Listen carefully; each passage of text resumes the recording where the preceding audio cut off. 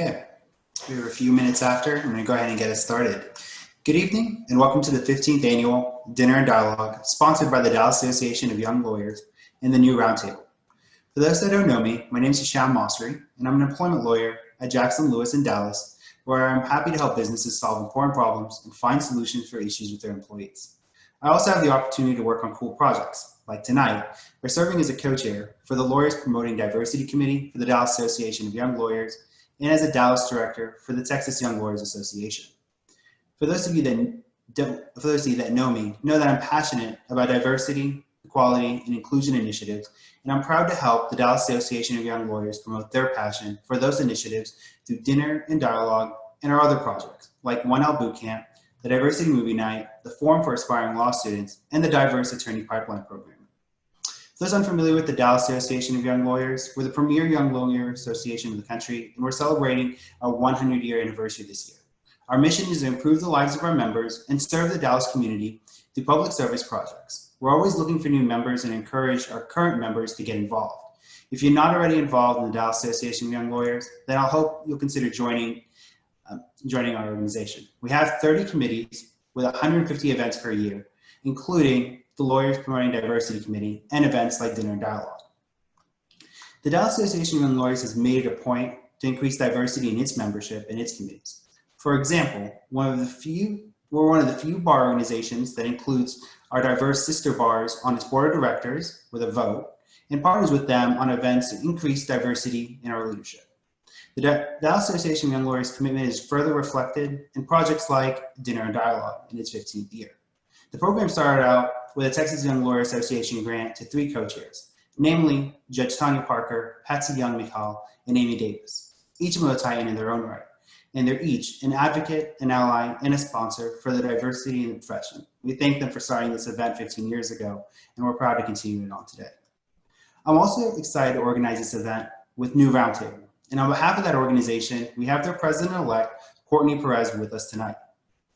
The New Roundtable is a nonprofit organization comprised of over 80 Black women in-house and outside counsel in Dallas. NEW, which stands for Network of Empowered Women, was founded in 2014 with the purpose of driving the inclusion and advancement of Black women attorneys through targeted relationship building, professional development initiatives, and mentoring.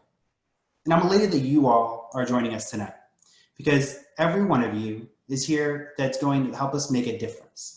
We're discussing building allies, and each of you has the capacity to be such an ally. We hope that you will leave here this evening with a better understanding of where we've been, where we're going, what it means to be an ally and sponsor, action items that you can use to change your workplace, your profession, and your community to be anti-racist. Now I have the distinct pleasure of introducing my co-hosts and our distinguished panel. Before I introduce them, I need to say, we sought out the country's most accomplished and knowledgeable speakers on diversity, equity, and inclusion. And I have to say, we found them on this panel. I'm even more happy to say that they're all women lawyers too. So without further ado, I'd like to introduce my co-host, Courtney Perez with Carter Arnett. Courtney is here tonight as president-elect of New Roundtable, the DOL's co-sponsor for this event. She's an accomplished litigator representing plaintiffs and defendants in employment and civil matters with a board certification in labor and employment law. As part of her practice, she also regularly mediates these types of disputes and one of the few mediators in Dallas who is board certified in labor and employment law.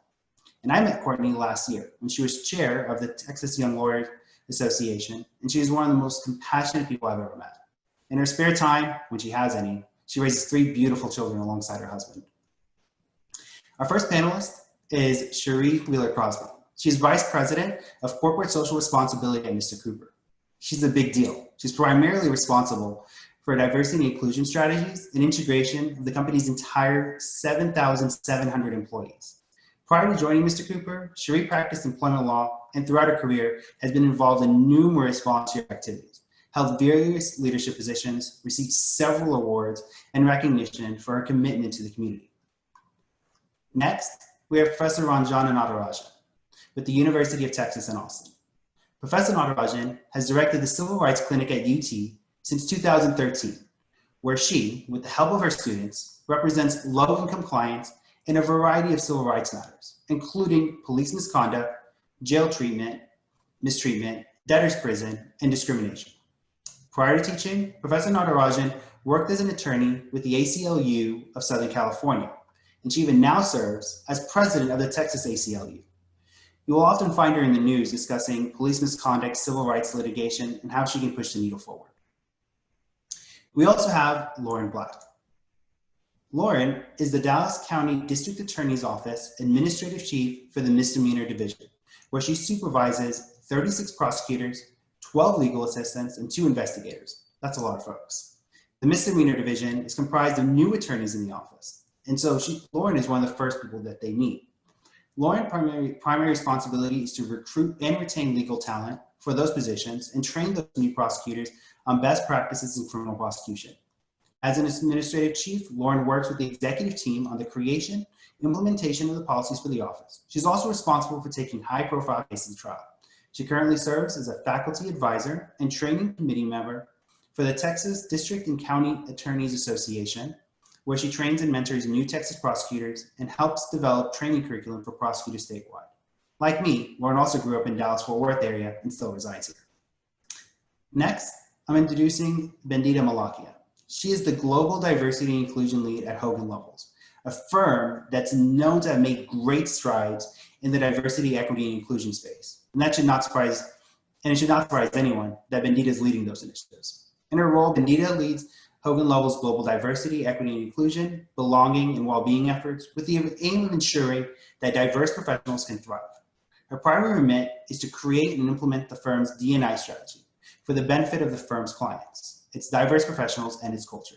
Bendita also has a vast pool of experience to draw on as a prior large law firm lawyer, an in-house counsel at 2 global financial institutions, a diversity consultant for large and mid-sized organizations, and a certified professional coach. Is there anything you can't do, Bendita? She also serves on the board for the National LGBT Bar as their treasurer. On top of it all, she has a stellar attitude and smile, and my own firm's D&I director had no lack of praise for her many accomplishments in this space. We're privileged to have her join us. Last, but absolutely not least, I would like to introduce our moderator, Lisa Kirby. She is joining us where she serves as the Chief Intelligence and Knowledge Sharing Officer for Diversity Labs. For those unfamiliar with the organization, they are the leading innovator for solutions that boost diversity and inclusion in the law.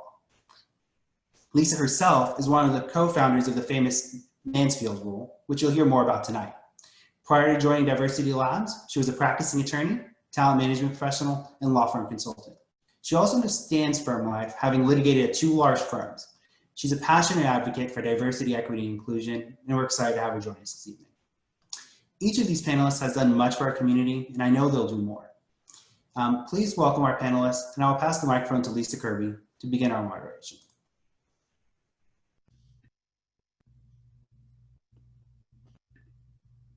Thank you. Thanks so much for that nice introduction. And hi, everyone.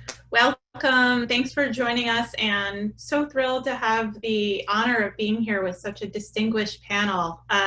My goal is to help you all hear their different perspectives and wisdom and insights on these topics. And and it's just been an absolute pleasure kind of prepping and working with everyone. There's so much good stuff to get to. So first question for everyone. So we've all been having conversations about diversity and inclusion for quite some time. I joined the legal profession, dating myself, in 2000. And, you know, we've been talking about it since then and since before then, really. Why does this moment, though, feel different to so many of us? The momentum, what we're hearing, the actions that are being taken.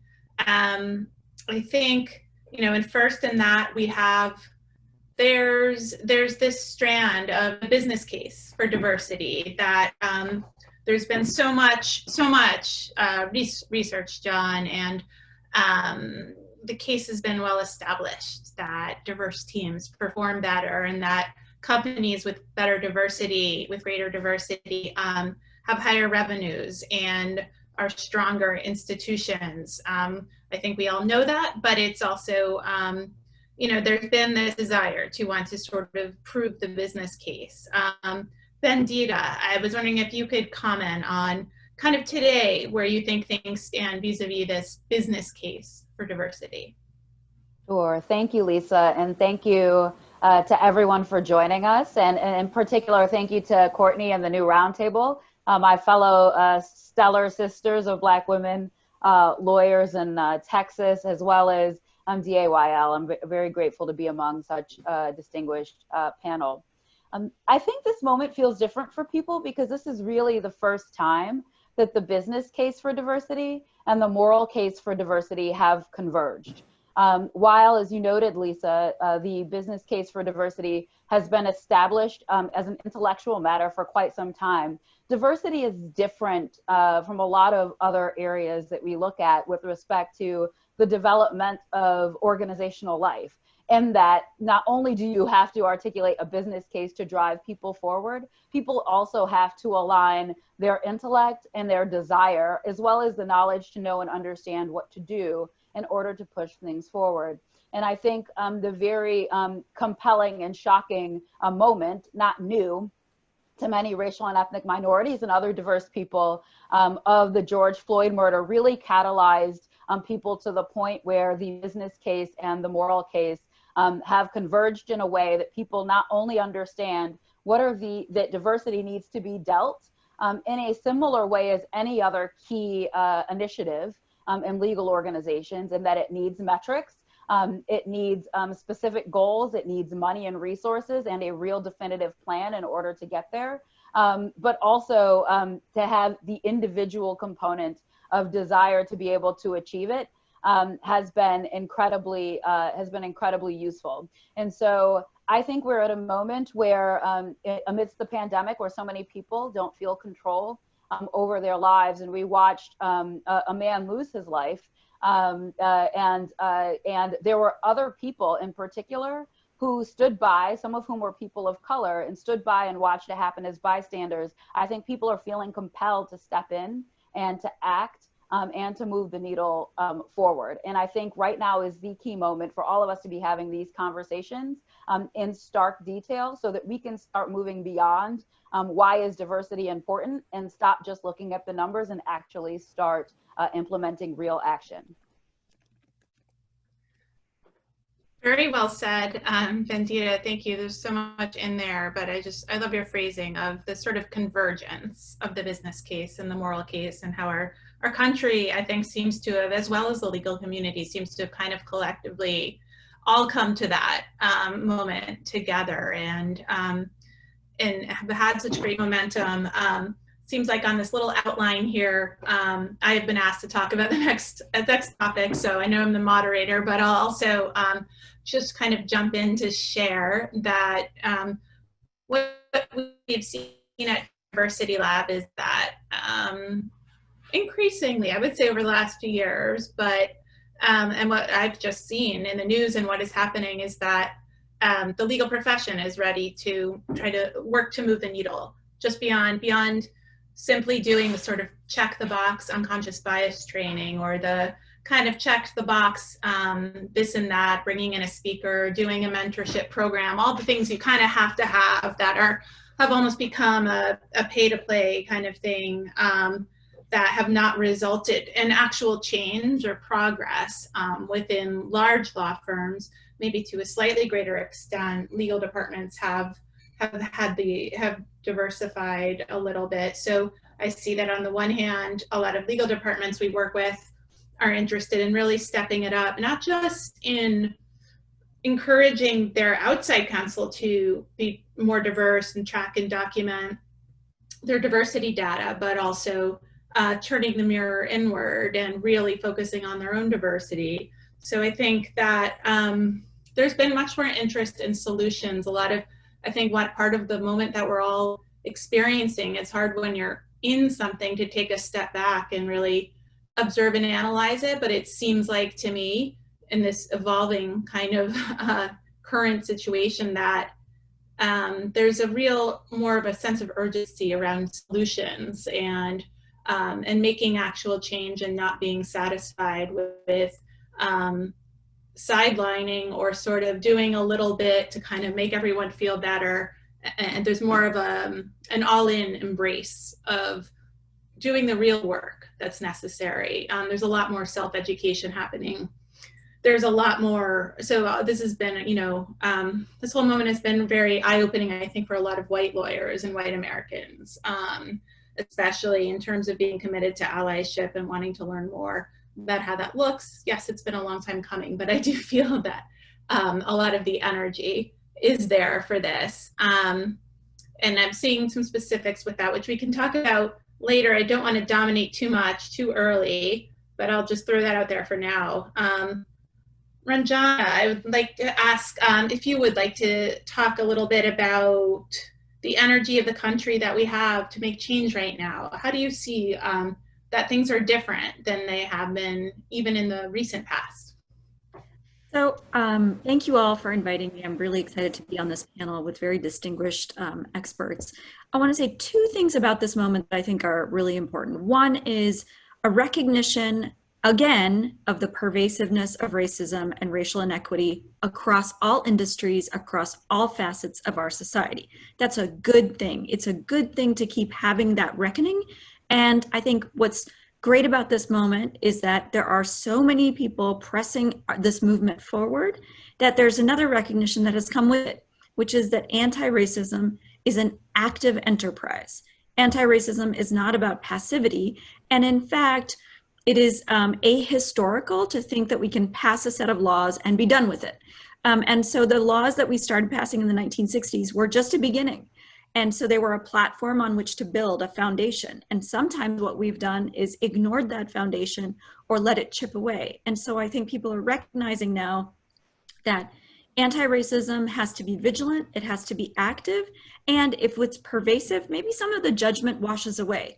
Let's not be so judgmental about ourselves, but let's look deep inside and say, what can we do to improve things? Let's take some action steps.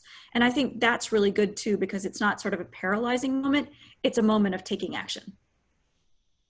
Yeah, all good points. I think I have never heard the word anti-racism so much as I have in the last couple of months, and I will take that as a positive sign. All the education and the, I think some of what you're saying too about being ahistorical, I think that a lot of people, even lawyers, are not aware of many of the histories of structural racism and inequalities that are so baked into our country's systems and processes, the judicial system specifically, the legal community, all of our workplaces. I think that it's been very eye-opening for some people, and sort of upsetting to think, how did we go to law school, and not hear about some of these things that we've all learned about in the last few years with some of these documentaries, and then it's so I think there really is sort of a major change happening right now. So I think let's talk about what we have been doing so far. A lot of, firms have been talking about, quote, doing diversity for many years, and they've all, to some degree, rolled out some programs and initiatives and touted their commitments to diversity, and they have been doing some work.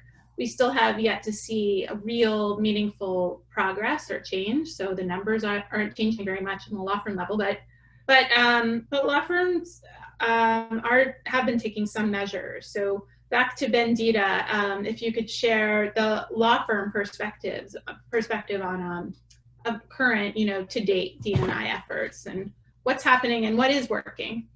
This is my cat. Hi, Kat. So in the law firm space, diversity and inclusion efforts have existed for at least 30 years. And unfortunately, the needle hasn't moved very much at all. And so what hasn't worked is a drive to focus on kind of feel good initiatives that allow people to say that they've nominally been involved in diversity and inclusion, but that those efforts aren't directly in alignment with the strategic objectives of the organization, or that aren't strategically aligned with the need to retain and advance diverse lawyers in accordance with the what we know and understand to be the requirements for progression in those organizations. So those efforts have been Heritage Month celebrations. Those efforts have been training without follow-up or implementation. Those efforts have been reporting diversity data in broad swaths without getting specific, in alignment with either what clients want to see, what the markets need to see, or what our diverse lawyers need. And with the production of that data, there hasn't been much follow-up, which is one of the reasons why I commend Lisa Kirby and Karen Stacy in the Diversity Lab for their efforts. And so there has been a lot of disparate activity, but that activity hasn't moved the needle. And unlike other areas where if we are doing the same thing over and over again and it doesn't make progress, we would pivot and we would change. But because diversity has not been that much of a priority, and because even though it's everybody says that it is, one of the things that I commonly say in the course of my work is diversity is the thing that everybody says that they want, but no one actually wants to action. And that's because it's going to be hard work. People want it to be touchy-feely. People want us to celebrate culture, but people don't want to get down to the hard and difficult decisions that are required, both individually, interpersonally, institutionally, and structurally, to advance the cause of eliminating anti-racism in both the processes within the firms and for individuals. And so there are lots of things that we can do about that, but we can explore some of those items later. But baseline, most things that have been done to date have been under-resourced and haven't worked, and we haven't really held our organizational leaders to account for that lack of progress. And so I'm glad that we are starting to do so. Thanks, Bandita. I think a lot of what you're saying, as you mentioned at the end, goes to accountability. We've been doing a lot of Band-Aid type programs and doing training, but no follow-up, and there's reporting data, but where does it go? The accountability piece is what I see has really been, well, one of the things that's missing in a lot of the diversity efforts. They've been a little more superficial, and people have not really been wanting to commit to the hard work. It is really hard work. I mean, as you know, as I know, if you really want to make change, it's incredibly difficult work. It's not something you can just invite a speaker in and be done with it. I mean, we all know that. But there, you know, and speaking of the numbers, there was the recent ABA report on the pretty dismal still numbers of women of color in leadership positions, in law firms and legal departments, how, you know, their perspective is they're facing kind of a double bind of dealing with these systems that were set up originally for white men and now are pretty tough to navigate. Sherry, I was wondering if you would share a little bit about that and diversity numbers in-house and your perspective on all of this as an in-house leader. Sure, thank you, Lisa. And thank you to everyone for having us here today to talk about this really significant topic. I'm going to echo what Bandita said and talking about how corporations like law firms, they want that feel-good D&I. I call it, you know, people want to engage in feel-good D&I, but they don't want to get into the real good D&I. And that's where you're really buckling down. And it's difficult, especially when you're changing hearts as well as minds. It's not just minds. So that's why it's so hard. And so we have, with respect to incorporations, I looked up some statistics, and they're dismal in law firms, they're dismal in corporations, which is a testament to how hard this is. And when you don't have everyone on board, when you have people getting lip service, this is where you'll stand. So looking at some of the numbers for Fortune 500 companies, only 11% of GCs were people of color. So that's 57 out of 500. That it's inexcusable, but that's where we stand. And these numbers are a couple of years old, but I doubt that they've changed that much. 22% of general counsels at Fortune 500 companies are white women who have somewhat benefited from diversity efforts. 5% of general counsels at Fortune 500 companies are women of color, and 7% of general counsels at Fortune 500 companies are men of color. So you hear those numbers, and they're just very low. They do match up with law firm numbers. I think law firm numbers are even worse, if you could think of getting worse than these single digits. And like Vendita said, the reason why it hasn't worked is because, you know, the resources haven't been there. People want to stay in the feel-good range, want to stay on the surface level and not go deep. And I know it's not easy. You know, as I do trainings in my company, I tell people, you know, it's going to take courage, it's going to take work. I know it sounds like a lot, but do we want this change or not? So I think that we're at a moment now, and because of all that we're experiencing, people have paused, because we've seen numerous things, unfortunately, like what happened to Mr. Floyd, happened before and have been upset about it. But because people weren't moving, everybody was paused. I think that's why it's captured our attention. And now that we have it, I think we have to go with the momentum to get things accomplished. We really do, because it's long overdue. I totally agree. And just quickly, I'll share some of these law firm numbers, which, yes, are even worse. Well, the attrition rate, I think, is interesting. So quickly, women in law firms have an 11% higher attrition rate than men, and minority lawyers have an attrition rate of 33%. That's 33% higher than that of white lawyers. Women are only 20% of equity partners. Lawyers of color are 8% of equity partners. Black lawyers are 2% of partners. So, and for decades, women have been graduating about half of law school classes, and law students of color have been around 25 to 28% of law school classes. So there's clearly something happening where there's a very significant drop off when you get to the leadership levels. And I agree, this was a specific moment in time where you know, these most recent moments of racial injustice have captured us at a time when we're not. And we're all fully focused on it and sort of absorbing the full impact. And I think, you know, that is maybe going to lead to transformative change, where this long history of racial injustice did not necessarily do that. Let's see, let's talk a little bit more about on this topic of lawyers of color as general counsels and in decision-making positions generally. Ranjana, I know you've given some thought to this in the law school and nonprofit arena. Yeah, in the law school context, we've seen some really good changes, and I'm going to be honest, it's because of the students and the young alumni who are driving these changes. So your impact as law school alumni is very high, it's very important, as is the impact of students. Students have asked law schools to look at how people are handling the first-year law curriculum, in which there are so many historical cases that arise, so many that handle race, and to think about, are we teaching about race and the construction of race in the law responsibly? That's been one area where we've looked.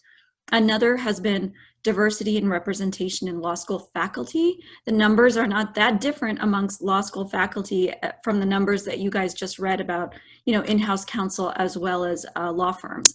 The numbers seem to suggest in all areas of the legal profession that we have a culture that is not inclusive and that doesn't create a sense of belonging and co-creation for people of color and for other marginalized communities. The students are forcing us to look at those things more carefully. Students have also talked about law school physical spaces. Are the physical spaces welcoming? This is a sort of you know, cousin to the monuments problem that we have that's wide ranging around this country. Who are we, you know, saluting and celebrating in our law school spaces, and why? And so law school deans and leaders are becoming more attuned to trying to create a physical environment, as well as thinking about things like electives, seminars, and other class offerings relating to race, gender, and so on. All of these things amount to, what does the climate feel like for people of color, for students of color, for people of color who are faculty and staff? Are we creating a climate, and are we creating outcomes that produce success for our first generation students, our students of color, and our other marginalized students? Those are really important questions that law schools are contending with more and more. And it's all happening because of student activism and alumni activism, which is terrific. If I can pivot to talk about nonprofits, I think nonprofits are suffering from and dealing with and using this as an opportunity like for-profit law firms and corporations. So nonprofits have often underinvested in human relations and people systems functions. And so now they're thinking hard about, hey, we have a social justice mission and we have values, but do we have internal numbers and internal metrics and internal sort of systems that support all of those for our people as well? So they're analyzing their talent practices. They're looking at a DEI analysis inside, not just for pay and benefits, but also things like who has access to training, who has access to job coaching, who has access to mentorship within the organization. So nonprofits are also looking at this. I think that's why it's so good that every single sort of space in the legal industry is thinking hard about this, because it's not a problem that's isolated to one segment of the industry like law firms or like government jobs. It's everywhere. It's a problem that's pervasive. It's definitely pervasive. It's so much, I think, in our bloodstream. It's sort of the water we swim in. So of course it's the problems present across the legal community. There was something I was going to say, but I just wanted to highlight two things. One, it's just empowering to hear. I graduated from law school so long ago, I never think of myself as an alumni really, but to think that, there is a voice that we can have as alumni of our law schools and our colleges and whatever else to speak up for a true anti-racist approach. And I think there's a lot of things bubbling up on that level. If any of you are on Instagram, there's new accounts for many institutions of learning called Black at. So like if I went to Colgate University, it's Black at Colgate, and people post their experiences, and it's just a forum for people to share and organize and support and be an ally. So I think there's so much happening there, just taking a step away from the legal profession for a moment. But and also what you were saying about spaces, Ranjana, I think is so important and impactful. I gave a talk, or I was on a panel last spring, right before COVID happened at, I'll say it was at the Harvard Club in New York, and it was about diversity. And we were in a room literally lined with portraits of all old white men all around the room. And it just felt so ironic to me. And I don't think anybody really noticed or saw it. And what kind of message does that send? My first law firm had a similar wall that we had to walk by all the time. And these spaces are passively communicating, and it can be for the good. There's no neutral. That's not like a neutral thing to have on your wall. So I think, and that's one tenet of anti-racism too, is that there's no neutral. There's either a racist or anti-racist, really.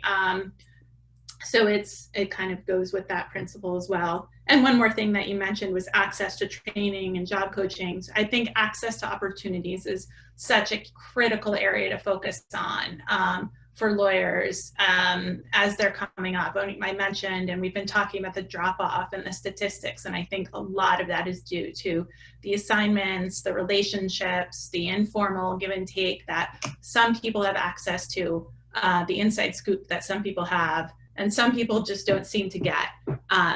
And so I think that is a really important point too. Oh, and I mentioned anti-racism, and here we are. We have reached that section of this outline that the group put together so expertly. So sorry to step on toes a little, but Lauren, if you could talk a little more, expand and talk about what it means to be anti-racist, that would be great. Sure. Thank you, Lisa. And thank you to DAYL and the New Roundtable for having me here as a panelist. Very proud to be a part of this great group of women, which I love to say. So an anti-racist is someone who's going to fight for equality among all races, right? It's not enough for us to say we're not racist. I think we hear often, I used to hear this a lot when I was younger, especially from elders or older people, that I'm colorblind, I don't see color. And that's not really the approach we should be taking, right? Because essentially what you're saying is that you don't see the racial inequities, you don't see the racial issues. An anti-racist sees color, is able to identify those racial inequities, right? And is actively fighting against those racial inequities. They are actively advocating for equality among all races. They are actively fighting against racist policies. So that's how I would define an anti-racist. Sorry, I'm on mute. Excellent. Thank you, Lauren. And then Vandita, if you could highlight how the anti-racist actions that Lauren described can be distinguished from diversity and inclusion efforts in an organization. Sure. I mean, truth be told, if we're doing it properly, there shouldn't be a distinction. But historically, diversity and inclusion efforts have really focused on the diversity side, the numbers in the room. So how many people have we hired? How many seats do we have of each demographic strand? And inclusion is really about making sure that everyone feels comfortable, everyone feels welcome, everyone feels as if they belong. The piece that I think is missing from diversity and inclusion, and I hate to kind of get into semantics a little bit, but really is equity. How are we fighting to ensure that not just, diversity means, being invited to the party, and inclusion means being asked to dance, to use the common Verne Myers trope, but equity is really who's got shoes to dance in. Do we, does the music align with my spirit? Is that the music that I can dance with, right? And so it's really about making sure that we have the resources that we need, that the gaps have been filled so that we actually have an equitable opportunity to succeed. And so when you look at anti-racism, you can use an anti-racist lens on any of these particular components. With respect to diversity, you can look at your hiring practices, and you can look at the way that you effectuate increasing the numbers of different racial and ethnic minorities through an anti-racist lens. You can ask yourself the question, does this help or does this harm diversity? As Lisa and Lauren both noted, there is no neutral here. You are either with us or you are against us. And you can use that lens in any efforts. Historically, we haven't really focused on the root of racism, in part because if you look at implicit association tests, if you look at other markers, anti-Blackness in particular is the strongest bias that people consistently exhibit around the globe. And that is not, and when I say around the globe, I mean it. That's not just the United States. It is everywhere around the globe. Consistently, the research finds that the strongest bias that people hold is against people with darker skin, people from African descent. So when we look at our efforts, we can't even parse out all of the ways that racism is baked into our institutions. It is so part and parcel of the way that we operate, how we practice, who we hire, how we recruit, the advancement, how we talk to people, who we hang out with, how we evaluate people, the list goes on. And so in order to address, if we don't do anything with respect to our diversity and inclusion efforts, if we do not specifically focus on race and the impact that race has on these processes and as a result on racial and ethnic minorities, then what we do is perpetuate that racist system. And so we have an obligation to be very specific. And one of the things, the dynamics that I found extremely interesting over the last month, every organization on earth, from my mortgage company to the people that sent me something once on Amazon, to everybody else on earth have sent, have posted something about Black Lives Matter and how they're committed to Black people specifically. And I have to say, I've been, like many people on this panel, I've been Black my whole life. And I have never seen it, wasn't expecting to see it, and I was delighted. But one thing I will say, we are starting to regress into business as usual. We are starting to regress into a moment where people are starting to feel tired. With those who've only been involved in diversity efforts since May 25th, 2020 are starting to get a little bit fatigued with the conversation, wondering if the public statement was enough. And the work of an anti-racist is the work of every day. It is the work of somebody who will need to be in it who will need to dig deep, both individually, interpersonally, within our families, within our workplaces, and we will need to have hard, real conversations. And so I would implore each and every one of you, and it's something I talked to about myself, I talked to my colleagues about it, I talked to fellow diversity and inclusion professionals, because this work is exhausting, this work is tiring, but we cannot afford to be tired. And the counterpoint to that, I will say, is that racism has existed for hundreds of years, and we will not solve the racism problem today.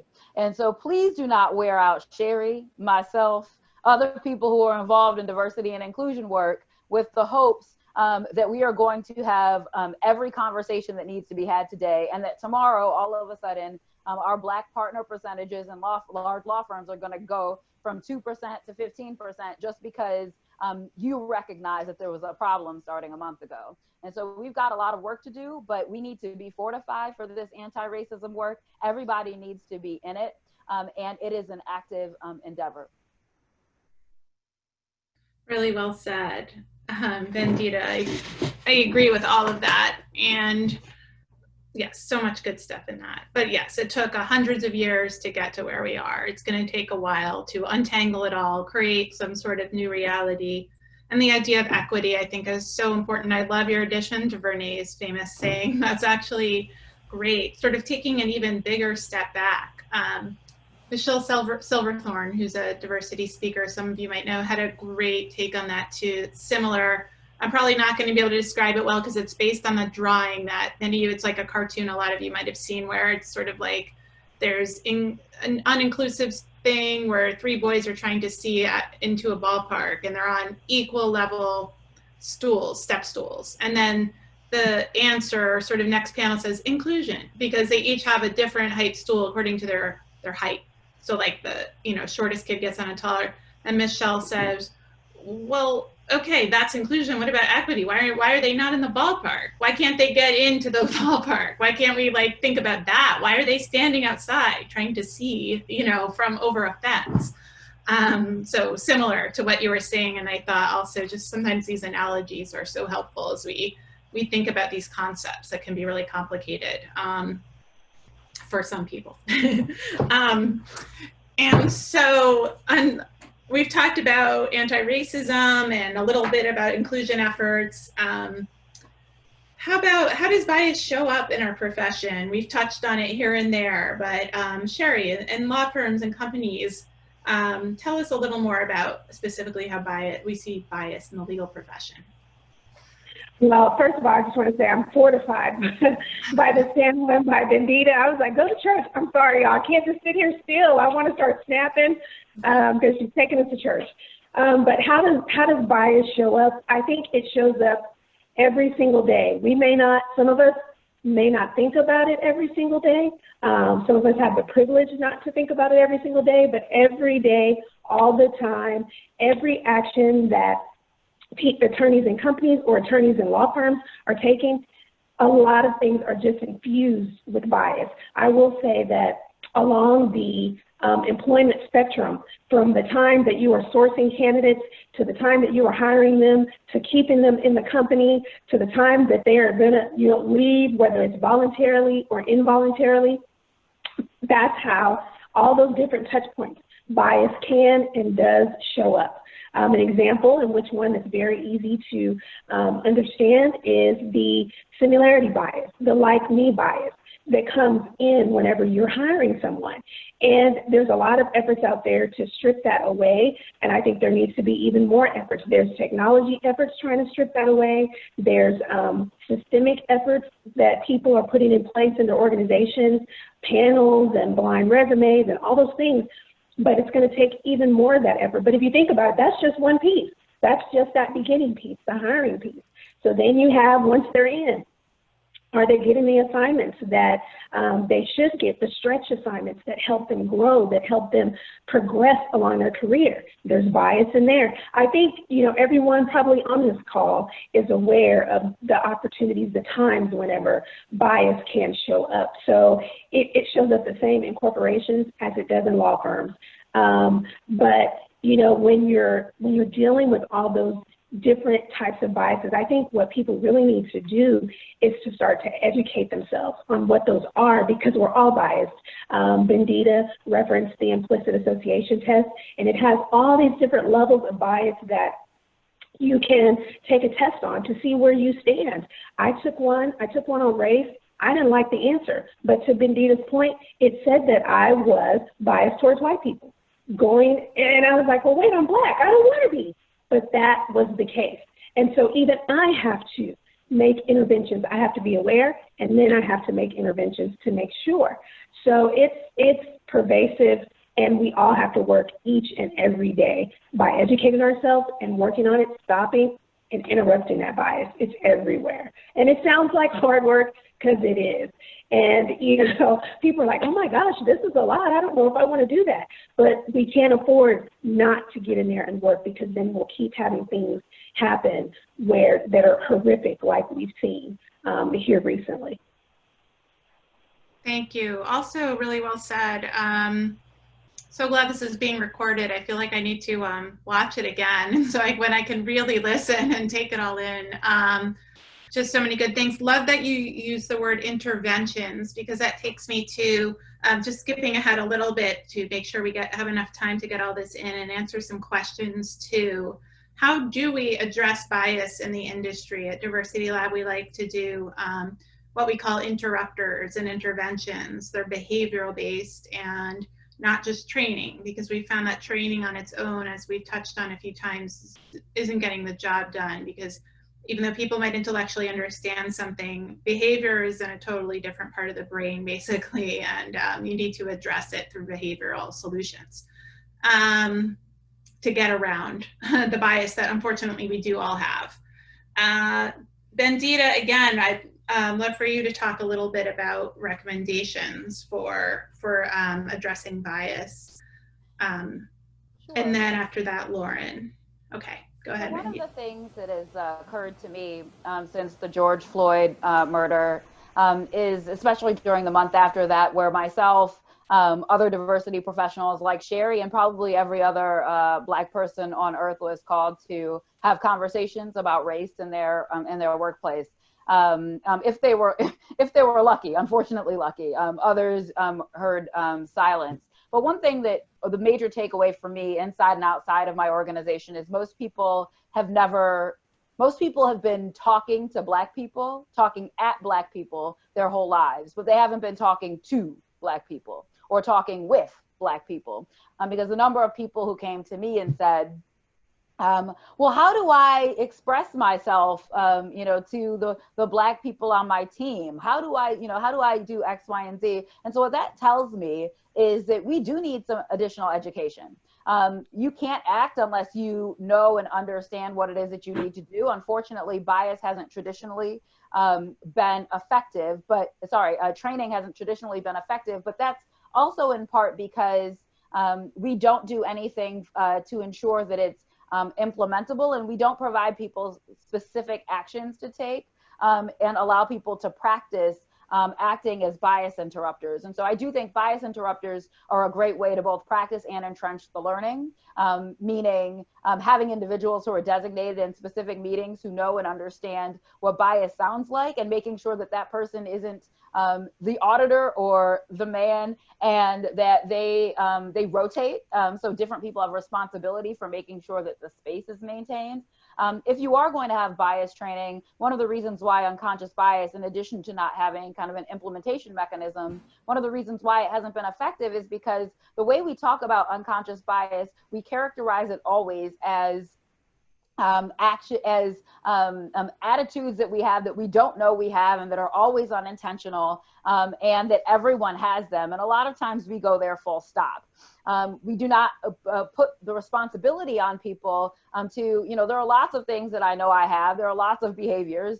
I eat too much ice cream. I have all sorts of other behaviors. Whether I recognize too much is too much, I have a responsibility to my health. I have a responsibility to the way I interact and how I treat other people, and especially as a leader, how I impact other people, to understand my role in that, to take ownership over it, and to not just say we all have it, so nothing there to do. And so any training that you do have, I think, needs to include what conscious bias looks like, It needs to include unconscious bias. We need to be talking about microaggressions. So that's the interactional manifestation of unconscious bias. So all of those, individual actions, behaviors, words, etc., that impact other people. So it could be telling a Black person, "Oh, wow, you're so articulate." Or asking somebody, "Where are you really from?" Or even, "I don't see color," as mentioned previously by Lauren. In addition, we need to be talking about racial anxiety, both from racial and ethnic minorities, the anxiety to perform in a particular way and to overcome the stereotypes that have been set against us, and the racial anxiety that non-diverse people have with respect to encountering diversity and inclusion issues.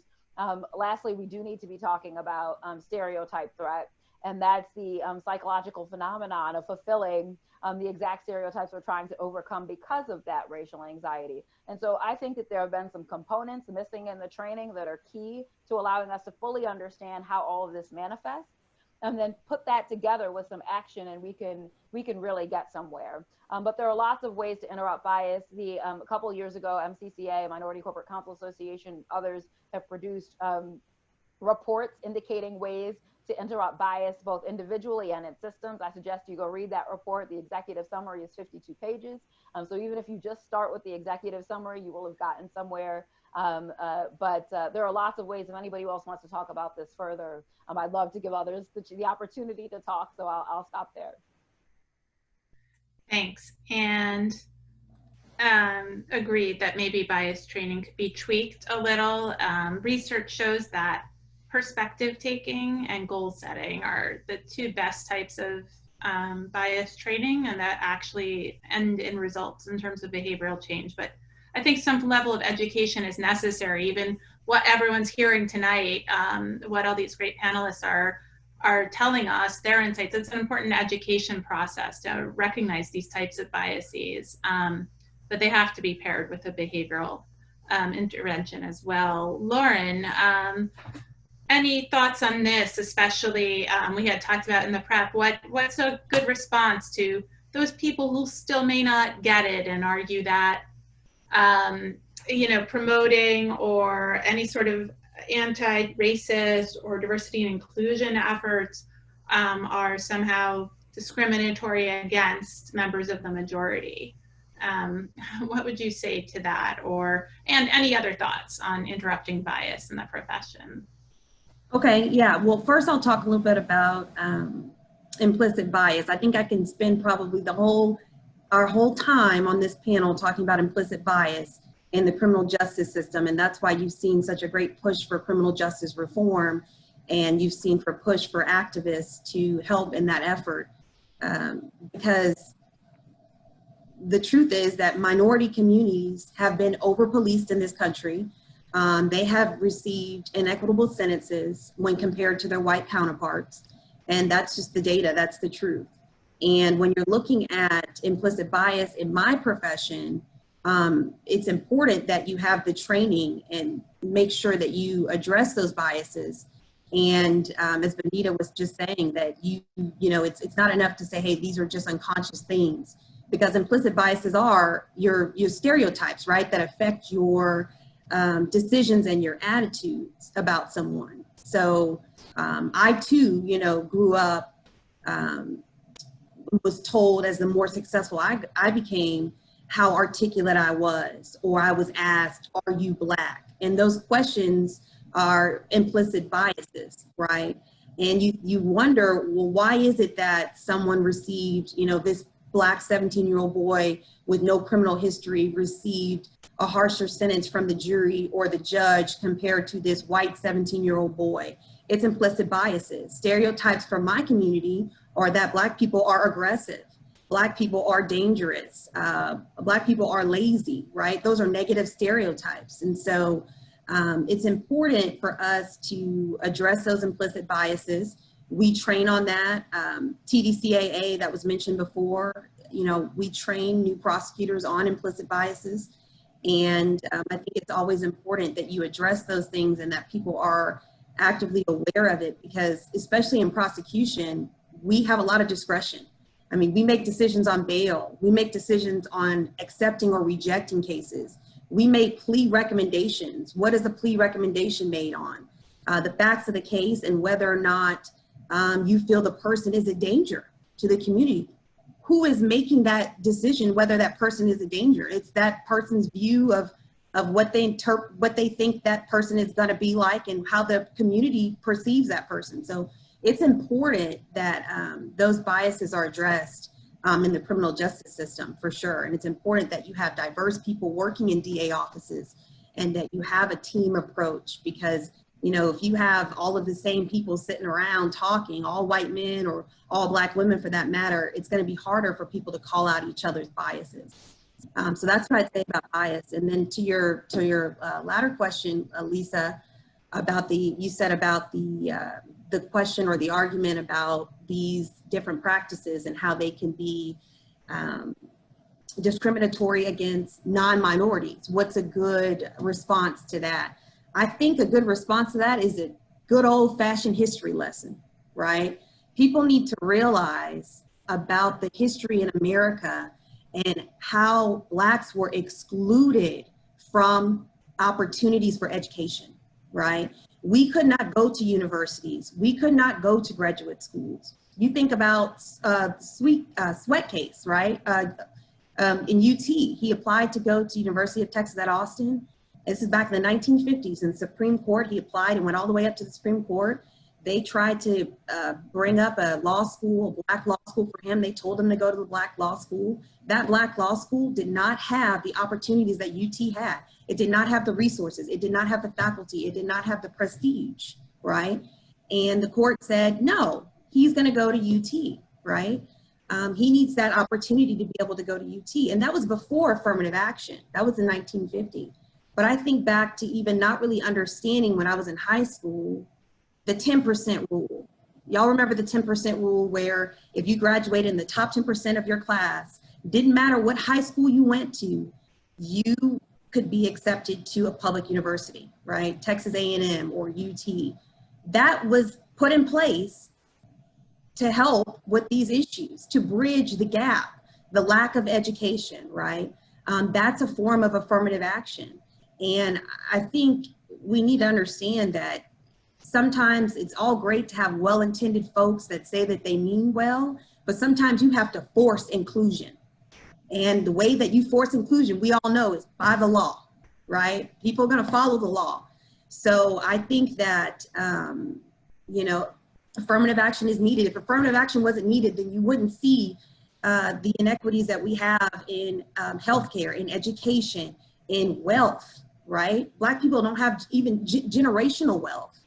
I mean, I have great friends who have, you know, family members that are legacies of UT. Their father went to UT, their grandfather went to UT, their great-grandfather went to UT. What Black, you know, person that you know has that line of history, but we didn't have the opportunities. So I think you got to take them through the history lesson and have them understand that this is a way and an effort to bridge the gap, and we have to do it. Totally agree. I think that's really important. That's an area where I think training or education might actually go a long way. I think that a lot of people are under the impression that that all of this happened a long time ago, or segregation or some of the inequities. And I mean, the 1950s was not that long ago. Most of our parents, I'd imagine, were alive. Some of the people in the audience, I'm sure, were alive then. It's not like, you know, ancient history at all. It's very recent. So I think, and it wasn't like it stopped in the 1950s either, but I mean, that was your example. Let's see.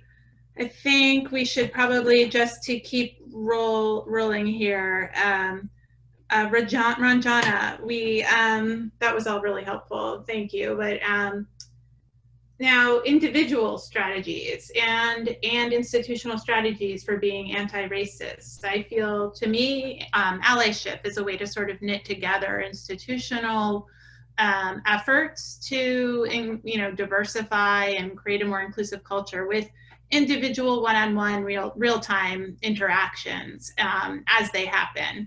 So Ranjana, would you like to talk a little bit about allyship and what it means to be an ally? Sure. Let me talk a little bit about allyship and then pivot back to the point that Lauren just made, which I think is really important. So allyship is just, an active, difficult, consistent practice of unlearning and reevaluating all the systemic power relations and oppressions that we have learned. It's a recognition that we are all racist and that we sort of swim in it, we sleep in it, and that you have to work really hard to get out of it.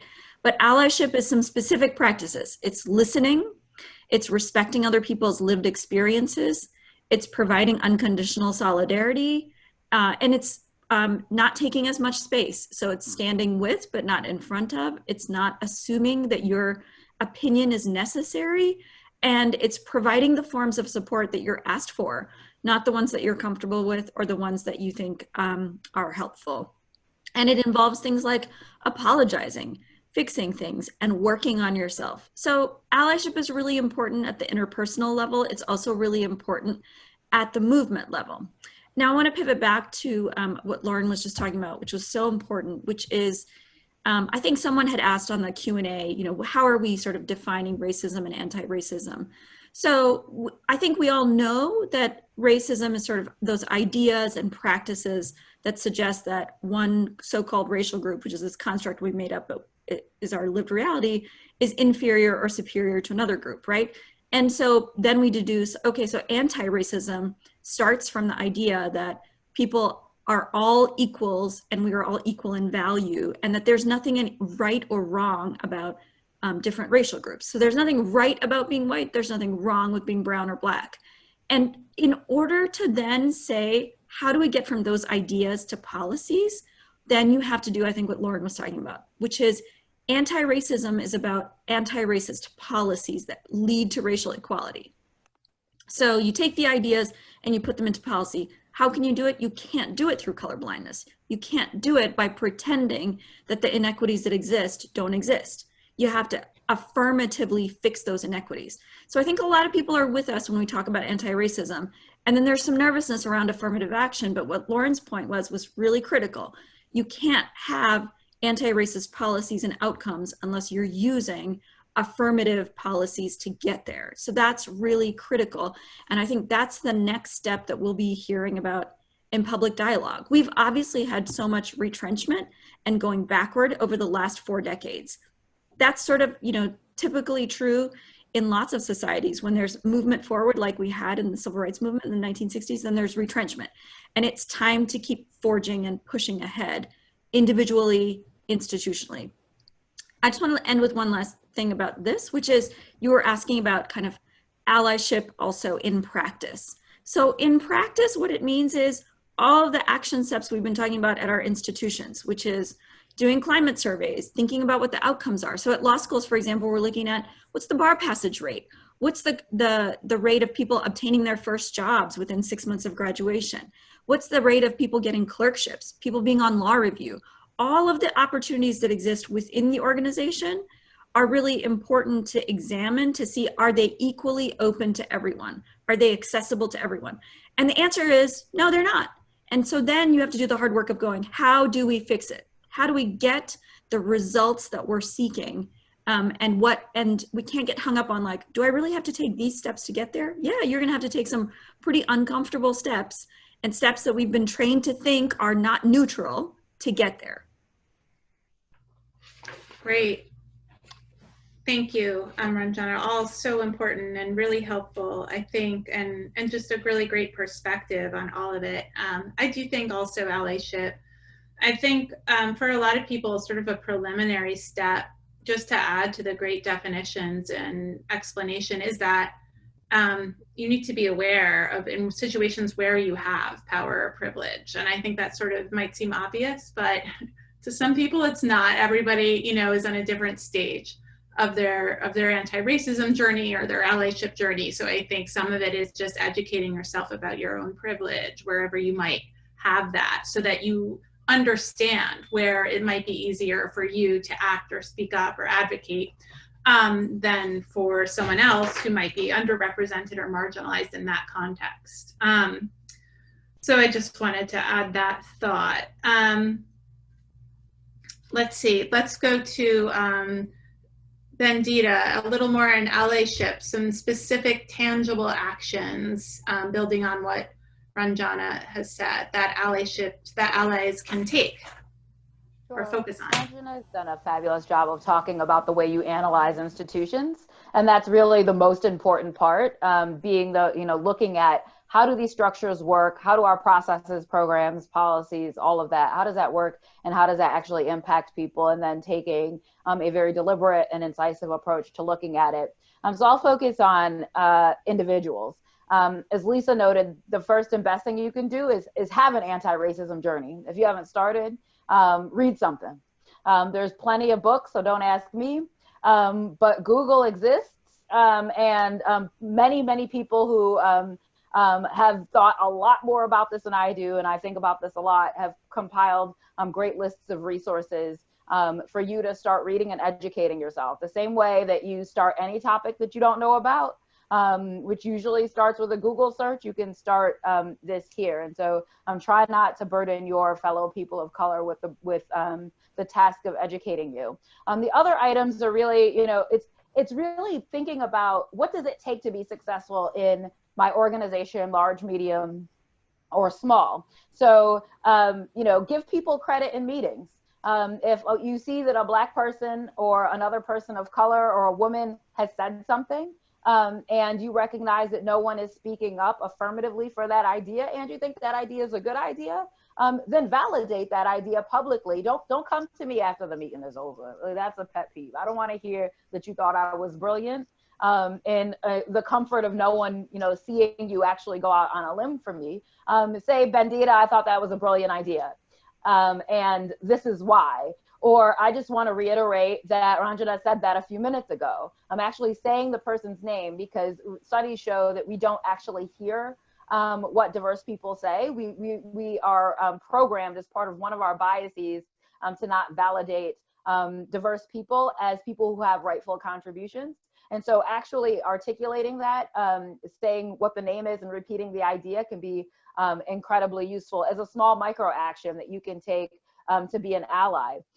Give people work. If you've got work, if you are a senior associate, even if you're a mid-level associate, if you are a partner, if you're on a different type of an organization, a manager, if you've got a good project, bet on people of color. What we found is that performance bias means that diverse people have to prove past performance, and non-diverse people get to demonstrate potential, so what they would do versus what they have already done. And so you have the opportunity to step in there and say, wow, this person, I'm going to give this person the opportunity to work on this matter. And then if they make mistakes, as everyone does the first time they try something, it's making sure that you're equitable in training and giving people the benefit of the doubt and allowing people to learn and grow like we do with everyone else. Do your people of color colleagues the favor of being the interrupter. You know that moment. I mean, you don't always know every moment where everything is biased. We're all learning. There are sometimes I miss things as a result of culture. We're all on a journey. But most of us know that moment when somebody says something uncomfortable. You feel it, your chest gets tight. You start to get a little bit clammy, people get hot. Say something.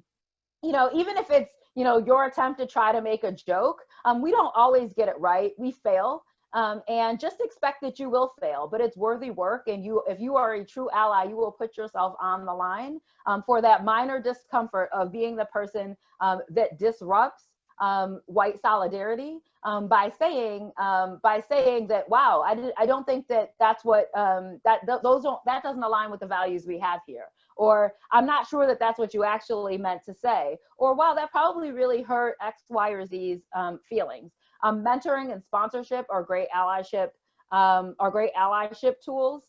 But you can't, one little conversation isn't mentorship. And I've seen this in evaluations where a partner will go have a conversation with a diverse lawyer just to be able to fill out the diversity and inclusion portion of the evaluation, and will say, oh, well, I mentored such and such, and they will include that person by name. And when you go talk to them, you'll be like, oh, well, they stopped by for coffee for 15 minutes. That's not mentorship. That's trying to get your bonus. And it's important that we recognize that we have clear minds and hearts with the efforts that we're trying to do. You will get it wrong, but it's critical to put yourself out there. Thanks. Also great. I think the last point, you'll get it wrong. I think, you know, lawyers a lot of times are really uncomfortable with going out on a limb, like you said, and sort of getting involved in messy interpersonal situations. And I think allyship is often, it's a bit awkward. Like you said, it can be messy and there's sometimes no perfect thing to say. You can't think of the best thing to say. But, you know, really just jump in. The impact of what you're doing will be felt by the person who is feeling their feelings are hurt, or, you know, who should, you know, so it's, I think that's harder for lawyers. I think that's individual. I think on an institutional level, that's also why we haven't seen as much progress, because firms also want to have some sort of like mapped out perfect precedent, and there really isn't one, and it's a lot of work to get there, and it's messy too, and you don't want to just test something out and go out on a limb when it's, you know, not all proven to be perfect. So I think those are some of the special hurdles that we feel. I feel I can say that as a recovering lawyer. We have some special obstacles, and it's being recommended that I jump into the recommendations for long-term change, just to, because we're a little short in time. And we just want to make sure we carve out time to address many of your great questions that you've sent in through the chat. So it looks like on this outline, I am the first person who's supposed to speak about a recommendation. So I'll just continue talking. The Mansfield Rule, many of you might be familiar with it, and I don't want to spend too much time because I want to let everyone else weigh in, but just quickly, the Mansfield Rule was actually, it started as a winning idea from the Women in Law Hackathon that Diversity Lab put on at Stanford Law School in 2016. And it is, it asks law firms to consider at least 30% underrepresented lawyers for key leadership roles and promotions. And now we have a legal department edition, and we have an edition for smaller firms, and we also have an edition for the UK that we're about to launch. Bendita and her firm have been involved since the very beginning. So, and it's sort of a behavioral intervention just by adding that 30% metric to discussions about succession planning. Has really, I think, offered a way for firms to sort of discipline their desire to increase diversity or inclusion. Everyone is genuinely committed and wants to, but to have a metric to focus on, and there's the accountability piece that's really important, the tracking and documenting of diversity data that's required, and also the certification process and the reporting. So there's sort of all these this accountability structure built in. There's also a knowledge sharing structure, and the importance of that is that I think a lot of institutions are trying to make progress in diversity on their own in isolation, and we think that you can move the needle further faster if you are collaborating and working collectively with others to achieve your goals. So sharing best practices and lessons learned. But the 30% metric, I think, has been the key because it's super simple to understand, and it we have already seen results in terms of diversification of talent pools, diversification of leadership roles. It's all on our website. We have a bunch of stats about the results, but as I mentioned, measuring and reporting is really important to our efforts. There's also a transparency piece around succession planning so that it's not as much of a opaque process as it has been in the past. So that's briefly a nutshell of the Mansfield Rule. We have over 117. We have 117 law firms participating in the sort of main Mansfield Rule, and 50 legal departments. So, so that's what's happening there. And next, I see Bendita listed to talk about law firms generally. So I will skip measuring and tracking because Lisa just did a fabulous job on that, but definitely critical. And I think accountability at the top is important. Your leadership needs to be, walking the walk. Their teams need to be diverse. They need to be talking about diversity. They don't need to be shying away from it. They shouldn't just be sticking their diversity professional, if they have one, or their sole Black, Asian, Latinx partner out there to be talking about diversity. They need to be talking about it. And so, and they need to be measuring the diversity of their leadership, whether it's their board, their executive committees, et cetera. There needs to be a strategic sponsorship. And if you do not have a sponsorship program, because, and sometimes sponsorship is really about people investing in those that they believe in and trying to give them additional access, create synthetic sponsorship. It's possible. Figure out ways to allow people to intervene in a positive, effective way to provide the resources to provide equity to our diverse people at our organization. That means giving people work. That means talking them up.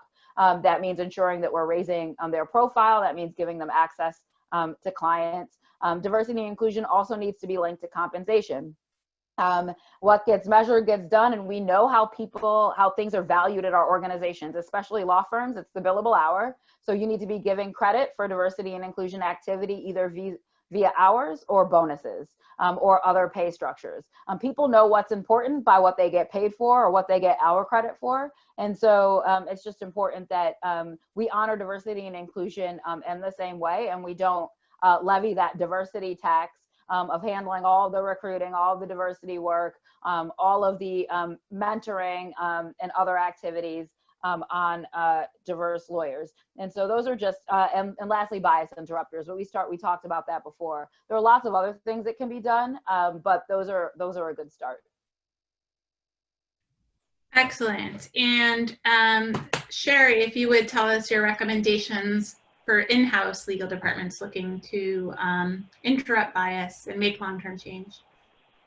Well, I think a lot of them are similar to what you would do in a law firm, so I won't go over those again. But what I would say, one thing I would say is there's something called the leaky middle, and that's where you have, employees, or in a law firm, I guess, mid-level associates, where they leak out. You have a point when people just leave. And I would say to people who are in companies, and they leave because they haven't received the resources, the sponsorship, the mentoring, the training. They haven't received what they've needed to be successful. So I would say one thing that companies can do is focus in. And when I say focus in, listen to people, spend that time. Again, we get back to this hard work, time, effort theme that we've heard all throughout this.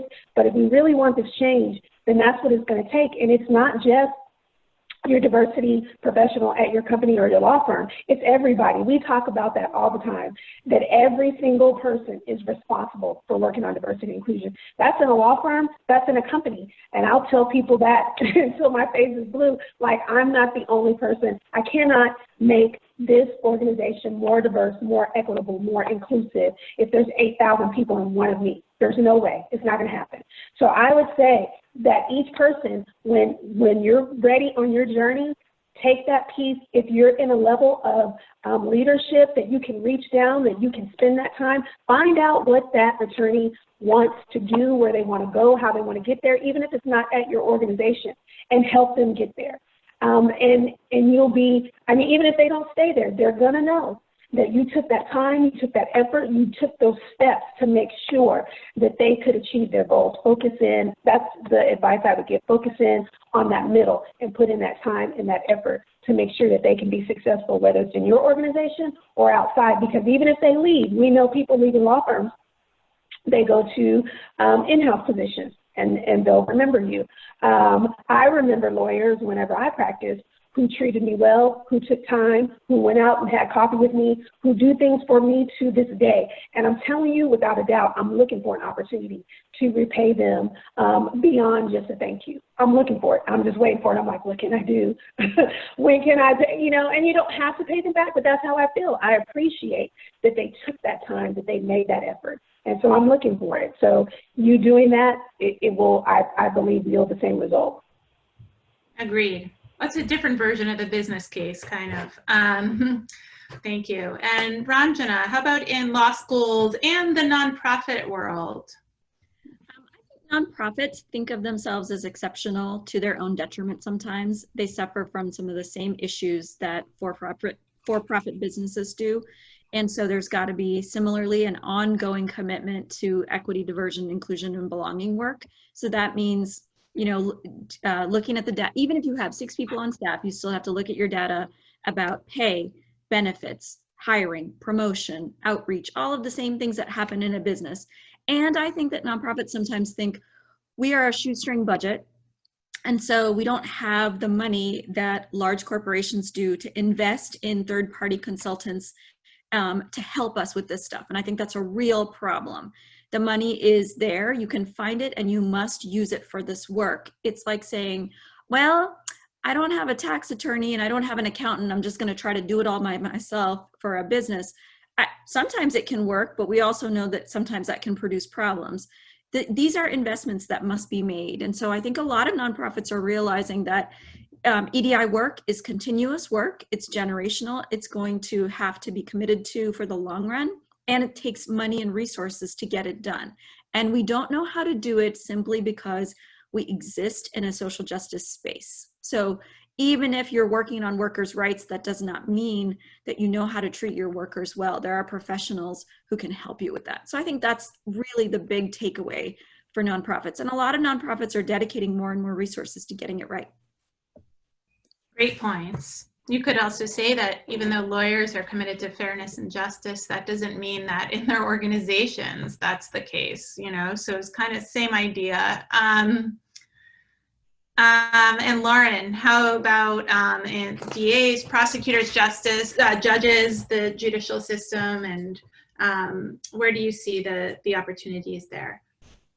For sure. So I won't talk about hiring practices or anything like that. I mean, you know, my job is to recruit and retain legal talent in our office, but I think that the rest of the panelists have done an excellent job of talking about how important that is and what we need to do, future recommendations to make sure that we are doing that right. So just from the criminal justice perspective and criminal justice reform, I think in my world, what you can do is help create policies that dismantle racial inequities, right? My boss, John Creuzot, was elected in January of 2019, and he has done an excellent job, and I think our office has done an excellent job of creating those policies. And we know that there's a lot more work to do, right? We can see that every day. But you take something like marijuana, for example. In Dallas County, we saw that African Americans were using marijuana as the same rate as whites, yet they were arrested and prosecuted 3 times more than whites, okay? So you look at that and you say, well, why is that? Why are they being arrested more? Why are they having higher bonds? Why are they having more convictions, right? So then you create a policy to help dismantle that racial inequity. We created a policy for first-time marijuana offenders.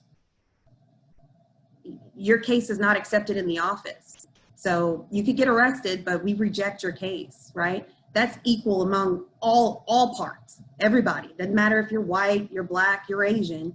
First-time offender, your case is dismissed. So I think that in my world, if you have the influence and the power, or in government in general, to create policy and affect change, that's what you do.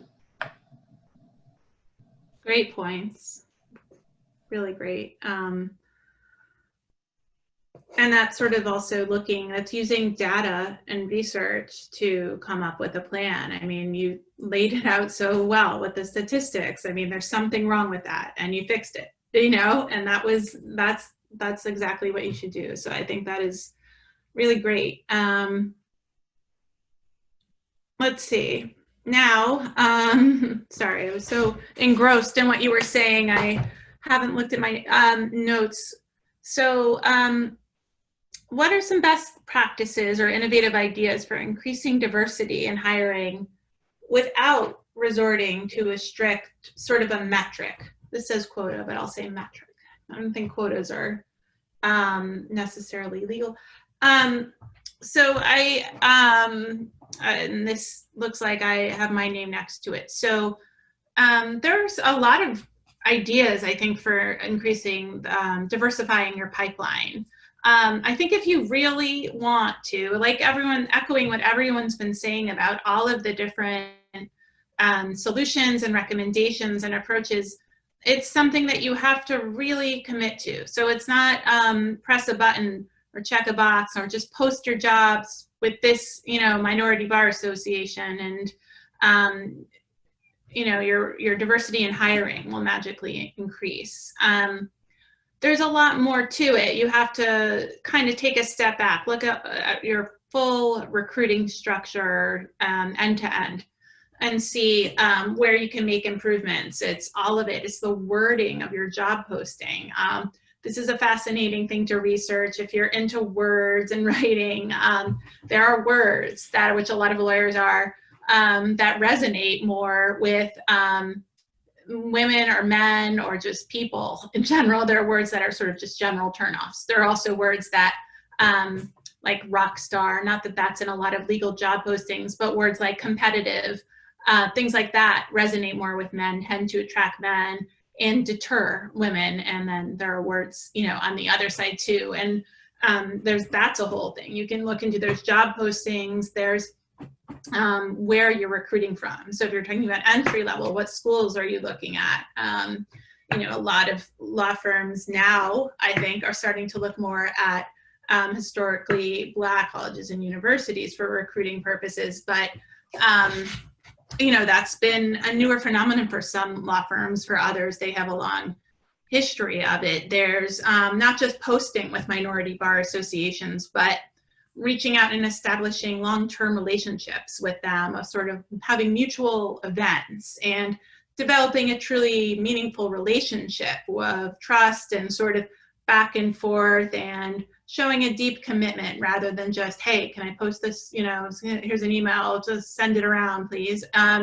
Something where, so it's again, the kind of thing where it has to be, I think, to really be effective, an all-in embrace of, a relationship with these organizations. There's ways to communicate with headhunters and even change the terms of your agreement with headhunters to insist on getting a more diverse candidate pool from them when you're talking about higher level recruiting. Excuse me. There's also, we always talk about research, and law firms, and especially, and not legal departments have been more open to this, but because companies are more advanced along these lines, but the idea of measuring what are really the qualities or characteristics for success within your organization. This is not a new idea. We talked about this 10 years ago at my law firm. It's sort of been out there for a while, but not, law firms have not wanted to do it as much. The idea that measure what are the really keys for success. Maybe it's hard work or resilience or good team skills, and then hire for that.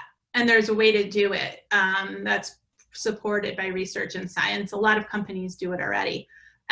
There's ways to hire for those characteristics rather than GPA, prestige of law school, and other factors which are shown not to correlate with success in a law firm. So this has all been in the research for quite a long time, but I think that most firms still kind of default to their default schools, the GPA cutoffs, the LSAT scores, and things that really have absolutely nothing to do with success in most law firms, or do not correlate, I should say, not have nothing to do, but they don't scientifically correlate with success. So it's a big question, and there's so many. I could talk about this for another hour probably, but I will, those are some of the highlights of what I would say. How can you, there's another question on here, and I just want to make sure, conscious of time. Looks like we should actually just wrap up the panel now. And so thank you everyone for these wise insights. Just really enjoyed speaking with all of you, and seems that now we will be turning to the Q&A question. So I will turn it over to Courtney, who I think will be leading this. Yes, we have received a number of great questions during our panel this evening, some of which have already been addressed, frankly, by some of the solutions and the strategies, both for being anti-racist on an individual level and on an institutional level so far. But I do want to address some of the pre-questions that we received and a couple of the questions that we received as the panel was speaking tonight. And the first question is, what do we say, and I'll really ask this sort of from a young lawyer perspective, since this is sponsored, co-sponsored by the DAYL, and what do young lawyers do when we're not really in a position of power yet, really unsure about our status, where we are, we're still on the road to success, and we're depending on leadership to set the tone for anti-racism in our working environment. And when leadership doesn't take it upon themselves to do that, or when our colleagues are not in line with that, how do young lawyers address that? How can they speak up?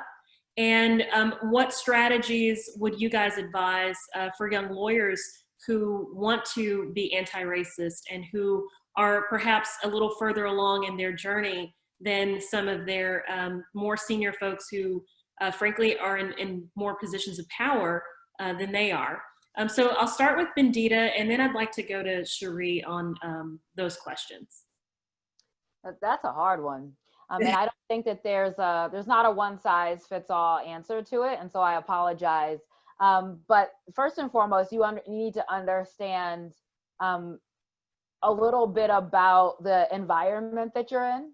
I think one of the challenges that I see with sometimes more junior lawyers is that they forget, in particular in law firms, I think, and in corporate environments, but they forget that they are in a for-profit institution whose job isn't the work of anti-racism, or whose primary objective or mission isn't that.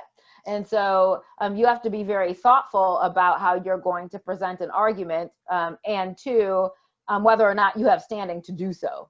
And so you have to, before you engage in this work, especially if you recognize that your leadership isn't in the right place, you need to really take a hard look at yourself to decide, how much power do I actually have here? How can I generate power? And can I afford to lose this job, or and you likely won't lose the job for raising an issue, but you can be iced out. And people can take work away from you. And I think one of the challenges in the law firm structure is that a partnership model has a bunch of free agents. So while a lot of law firms are trying to coordinate this into a unified body for marketing and other purposes, in a lot of law firms, small, medium, and large, partners act independently and decide what work goes to who. And a lot of that's dependent on relationships. Now we're starting to get to a point where people are developing work allocation systems, where work is being taken outside of the sole control of individual partners, but partners still have an outsized view. So you need to decide, if I raise this, do I have the ability or capability to survive in the event that somebody chooses to ice me out? And I hate to say it like that, but it's the truth. I would suggest, though, to the extent that you would choose to move forward, number one, if you can get an ally, find one. Figure out who has some power in the organization, see whose ear you have, and let them do the talking for you. Let them be the person who takes up the mantle, somebody who can afford to take the political hit, and who isn't necessarily dependent on being fully fed by somebody else. Additionally, another strategy to me is to look at what are the external forces that your organization looks at? Who do they care about, in other words? So I had an organization that's an international organization that decided to finally jump into the diversity and inclusion space when they realized that their primary client, which were some large pharmaceutical companies, were all posting about diversity and inclusion last month.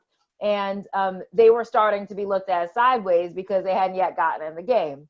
They care about those pharmaceutical companies. Now they're willing to do something. And so an effective strategy is also, as other people have mentioned, is getting clients engaged. Why? Because law firms care about clients.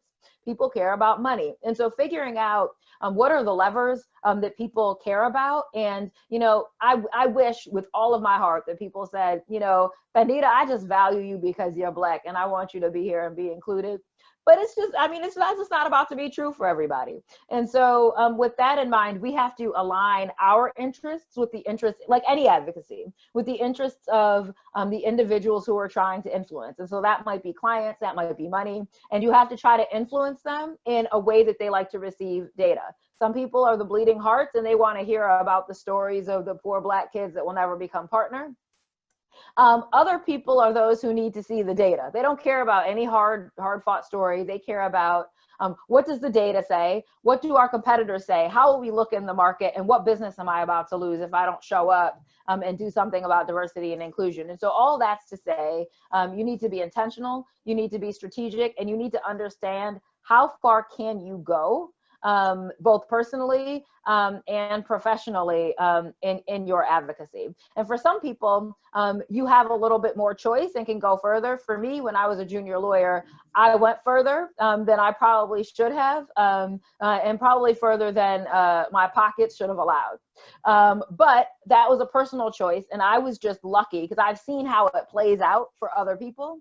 I happened to make it through okay, and I do this for a living. It all makes sense.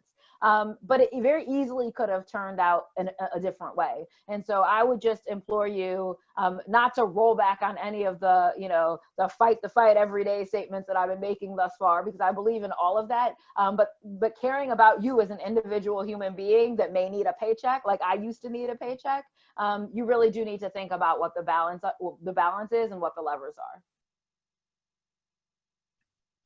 Thank you, Bandita. I think that's so well said. I don't think we've talked yet really about the cost, right, of being anti-racist. And there is a very real cost, certainly that people of color can tell you that have been paid for decades and decades and decades.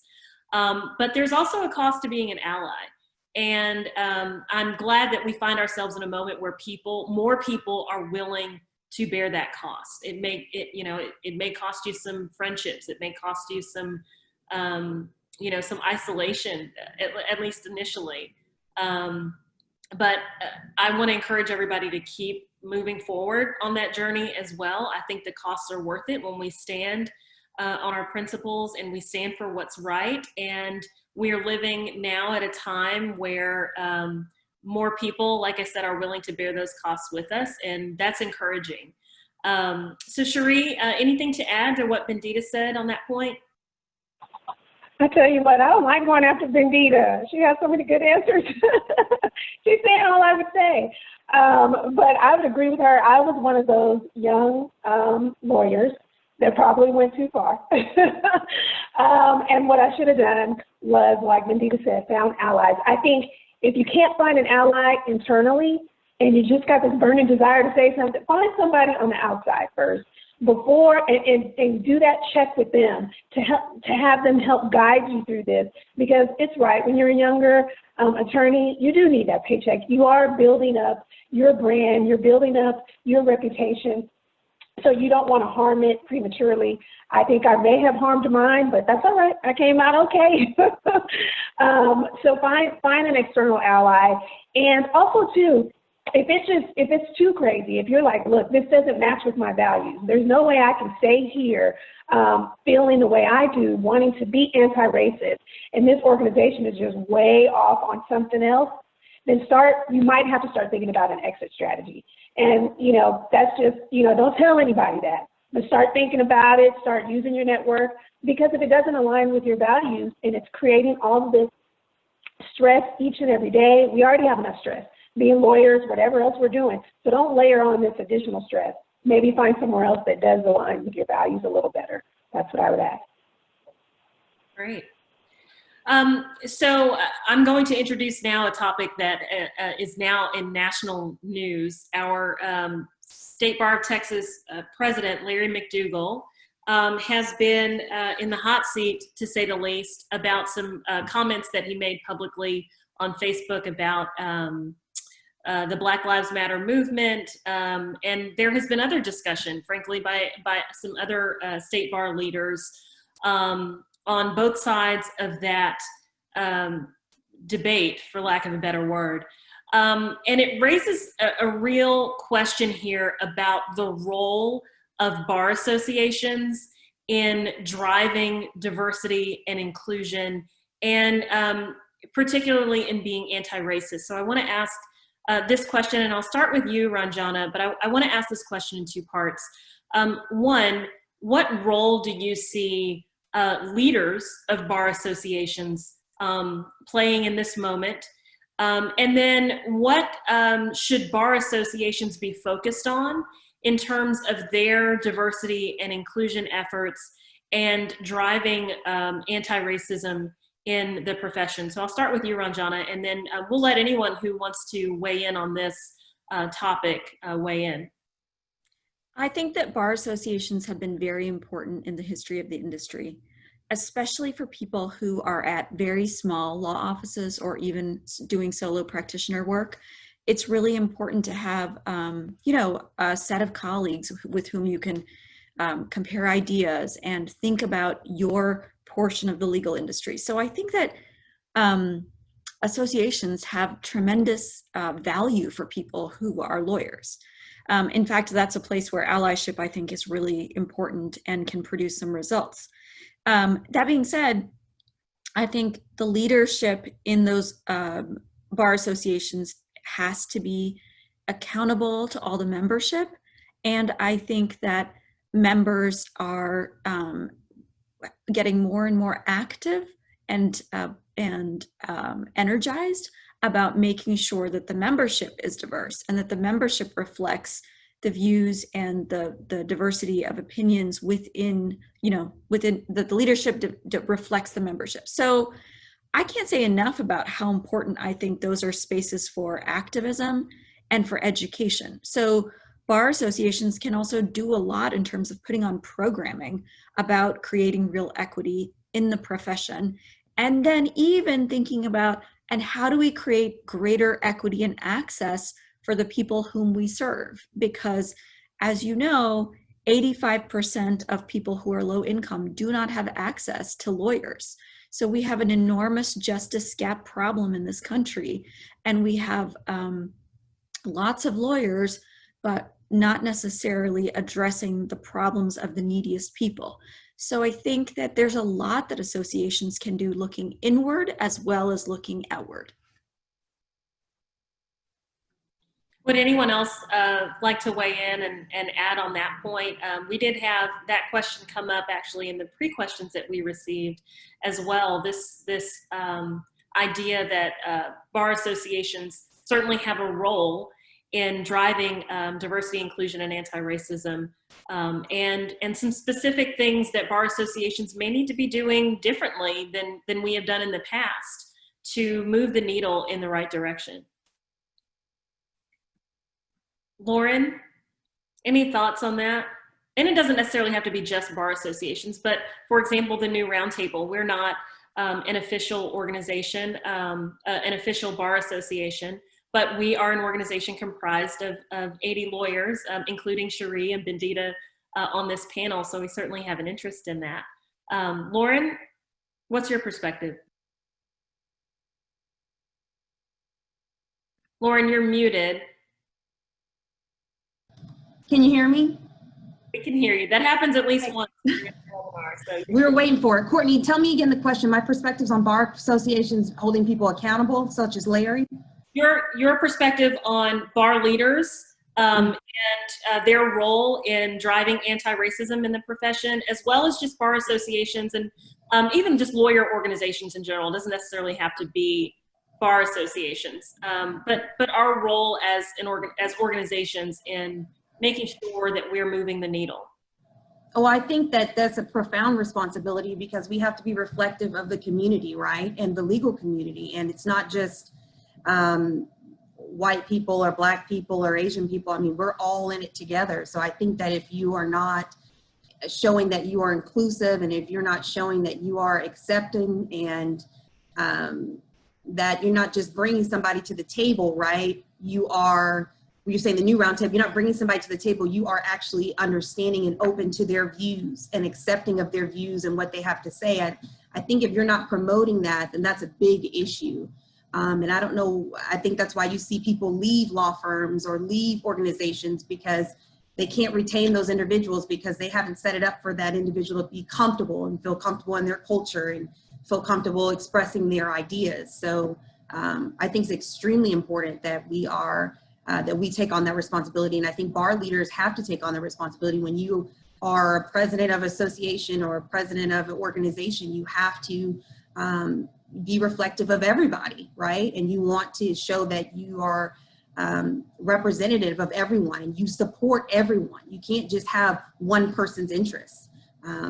You know, I think that's why a lot of us get frustrated in politics, right? I mean, that's something different, but I'm just saying, I mean, with the legal community and what we're dealing with, we have to take on that responsibility. And if you are not willing to outwardly say that or project that or whatever that may be, then you might need to rethink being in that position.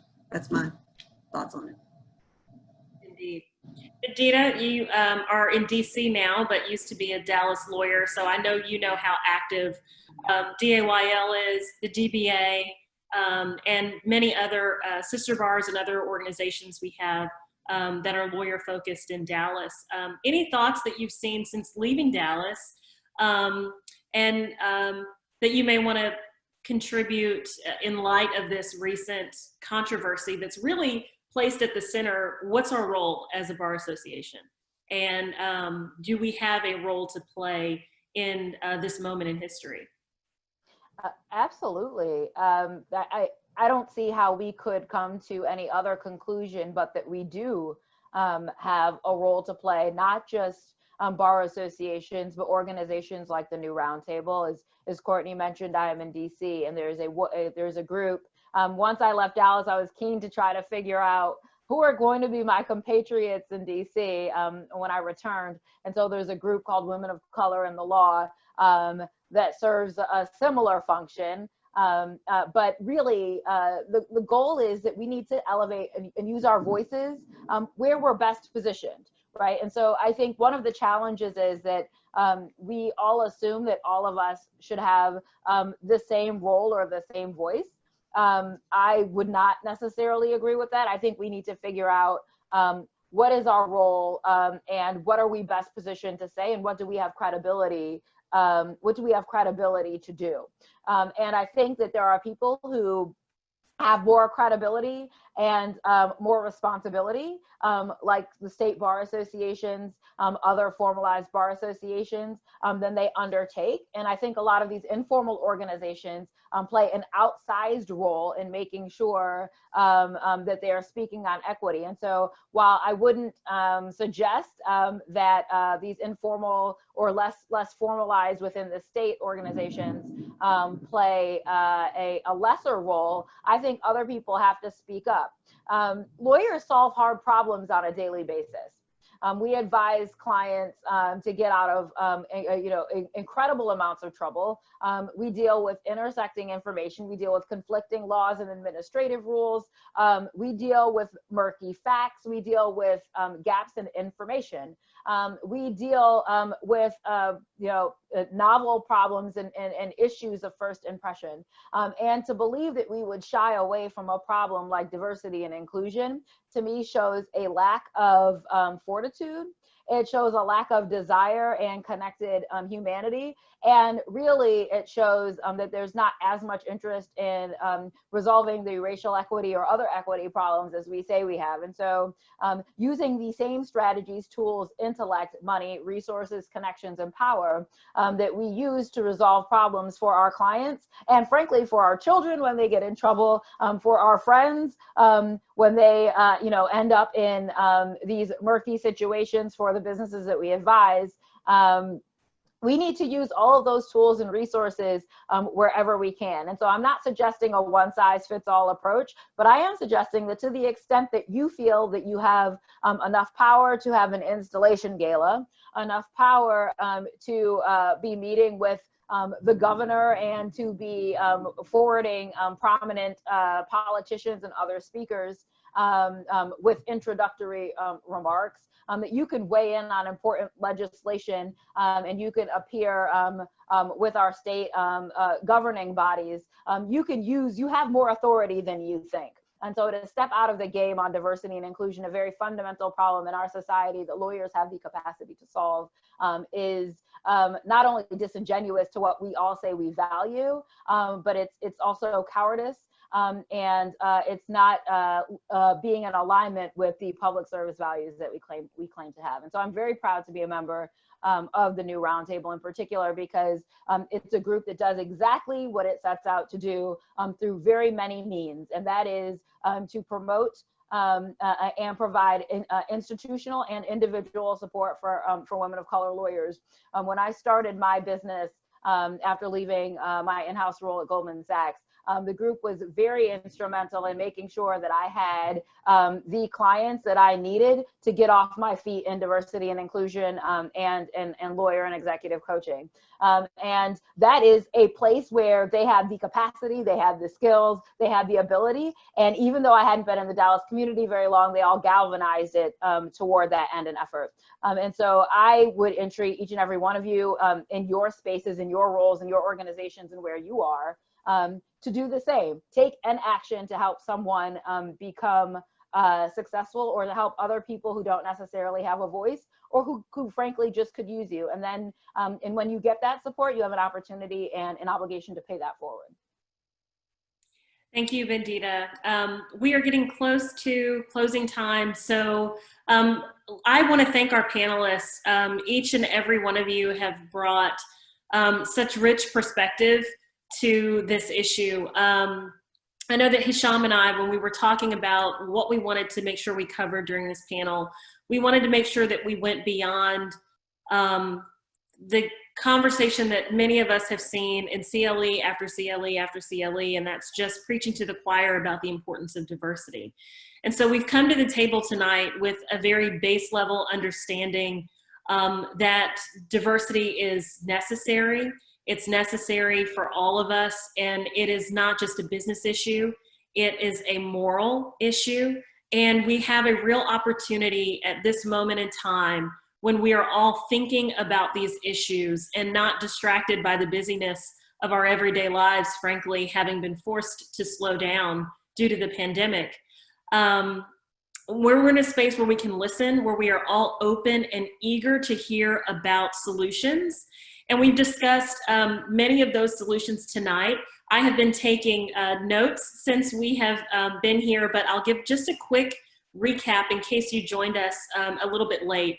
If you look over the past 50 years since integration, you know, while people of color and Black people in particular were largely granted entry to institutions in the upper echelons of law firms and corporate America, that's not the same thing as being granted access. And what we've been discussing tonight is moving beyond entry to equal access for opportunity for success.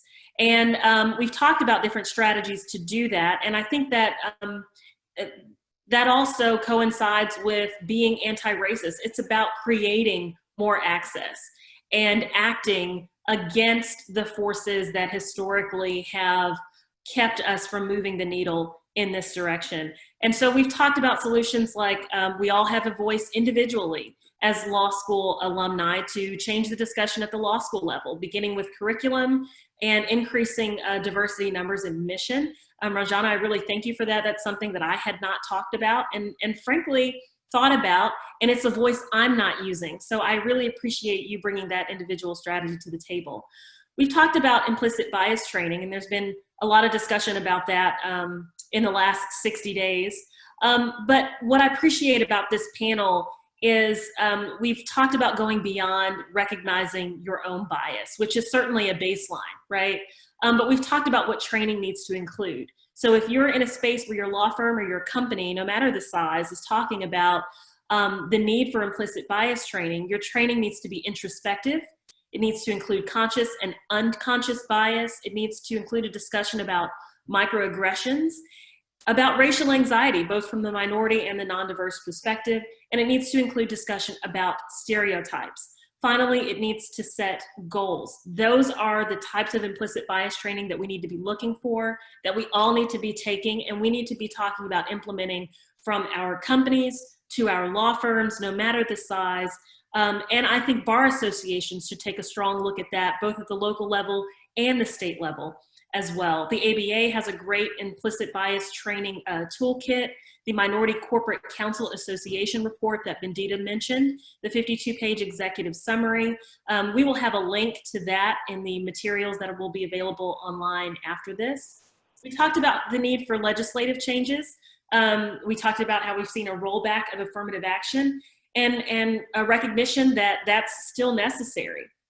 And inclusion is the minimum. We've got to create more opportunities from a policy perspective and a legislative perspective that bridge the gap and help us dismantle racial inequity. We also talked about allyship, and we talked about that on an individual level, whether you're at a solo firm or whether you are at a small firm of 3 people, or whether you're at an international law firm with 1,800 lawyers. Standing with your colleagues of color and not in front of them, listening and providing the forms of support that they ask for. It means working on yourself, and it means working to help someone else, examining what you're doing in your daily life and examining what you're doing in your organization to make sure that you are giving credit to people for their ideas, validating and articulating their contribution, giving people good work, whether you're in-house and you can give work to a law firm, or whether you're at a law firm pushing down work to an associate. Making sure that you are giving opportunities and equal opportunities to people of color. Being equitable in how you're judging work. Making sure that we are growing people when they make mistakes rather than punishing them inequitably. Being an interrupter. If you hear or you observe something that's racist or biased, saying something. And then being a mentor and a sponsor. And then finally, we also talked about making sure that we are developing metrics institutionally. Again, I've seen this at the small firm level and at the large firm level and at the company level, where you're taking an examination and an account of where you are and developing metrics to make yourself be successful in this area. I love what Cherie said about focusing on the leaky middle and the mid-level attorneys who are most likely to leave, and putting some time and effort and focused target on those and those efforts to make sure that you're creating a pipeline for leadership and committing to diversifying your pipeline. And then finally, we've just talked about bar associations and the need to really step up and be leaders in this space, and making sure that we are, from our programming to our education, to the policy perspective, making sure that we are driving and moving the conversation and the needle forward in diversity, inclusion, and anti-racism. So I want to tell you the course number for tonight is 174092546, and I'll repeat that, 174092546. And it is approved for 1.5 hours of ethics credit. That will also be available to you with the recording and some of the materials we are going to put together for each of our attendees. Thank you so much for attending the 15th annual Diversity Dinner and Dialogue. Thank you, DAYL, for having the new roundtable join you and co-sponsor this event. My hope is that we will continue this dialogue, that we won't get tired, and that when we do, we push through and we can rely on our colleagues to pick up the mantle and keep moving forward. So thank you again to all of our panelists, and I hope everyone has a safe and great evening.